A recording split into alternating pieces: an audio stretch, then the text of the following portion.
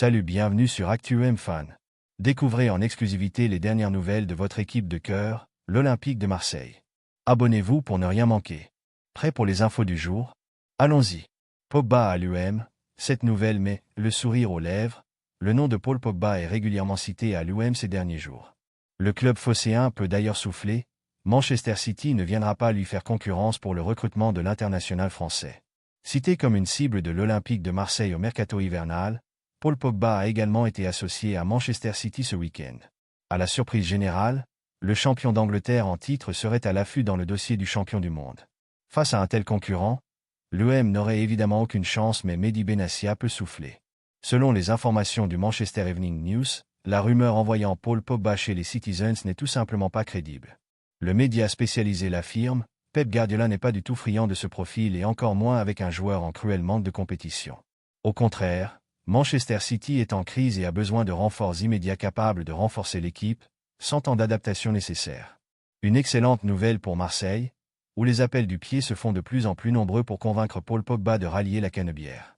Après Adrien Rabiot, un autre ex-coéquipier de la Pioche a pris la parole en la personne de Geoffrey Kondogbia, qui a évolué aux côtés de l'ancien Turinois en équipe de France Espoir.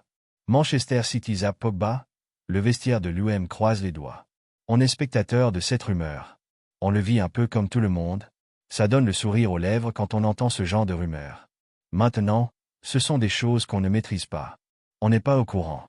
Mais très honnêtement, je n'ai rien à vous vendre ou à vous donner sur ça, a commenté Geoffrey Kondogbia, qui verrait bien sûr d'un très bon œil la potentielle venue de Paul Pogba à l'Olympique de Marseille.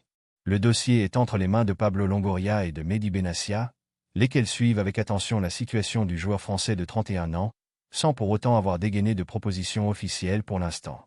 Du côté des supporters marseillais en tout cas, le choix est vite fait et l'on espère que la direction de l'UM fera le nécessaire pour boucler cette signature colossale, 6 mois après avoir déjà réalisé un superbe coup en faisant venir Adrien Rabiot. L'UM est fier de son mercato parfait. L'été dernier, les dirigeants de l'UM ont réalisé un mercato XXL en changeant la quasi-totalité de l'effectif. Après 6 mois, un premier bilan peut être tiré et les dirigeants olympiens sont très satisfaits. Deuxième de Ligue 1 après 15 journées, l'Olympique de Marseille réalise un excellent début de saison pour les 6 premiers mois de Roberto De Zerbi à la tête du club phocéen.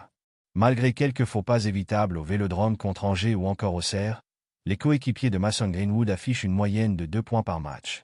Cet excellent rythme prouve que Pablo Longoria et Mehdi Benassia ne se sont pas trompés l'été dernier au moment de rebâtir une équipe du sol au plafond.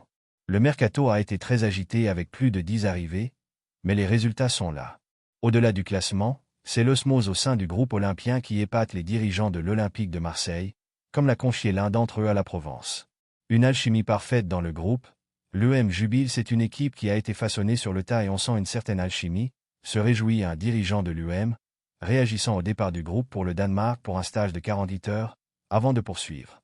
Ce petit séjour entre les joueurs devrait nouer des liens encore plus solides, apprécie le board olympien, qui a validé cette demande de Leonardo Balerdi, le capitaine de l'Olympique de Marseille ayant soumis à Roberto De Zerbi l'idée d'un nouveau stage après celui à Malmo il y a 15 jours. Privé de Coupe d'Europe, l'UM ne souhaite pas tomber dans une routine et a donc organisé un second stage, plus court que le premier et davantage axé sur des activités hors football afin d'entretenir la dynamique et renforcer l'esprit de groupe. Quelque chose se dégage de ce groupe et pour les dirigeants marseillais, c'est indiscutablement une belle victoire alors que les nombreux changements opérés lors du mercato auraient pu provoquer l'effet inverse. L'UM réagit à la virée surprise des joueurs au Danemark après le match nul entre l'UM et Lille. Les joueurs ont décidé de partir en virée au Danemark, sans le staff. L'UM a vite réagi.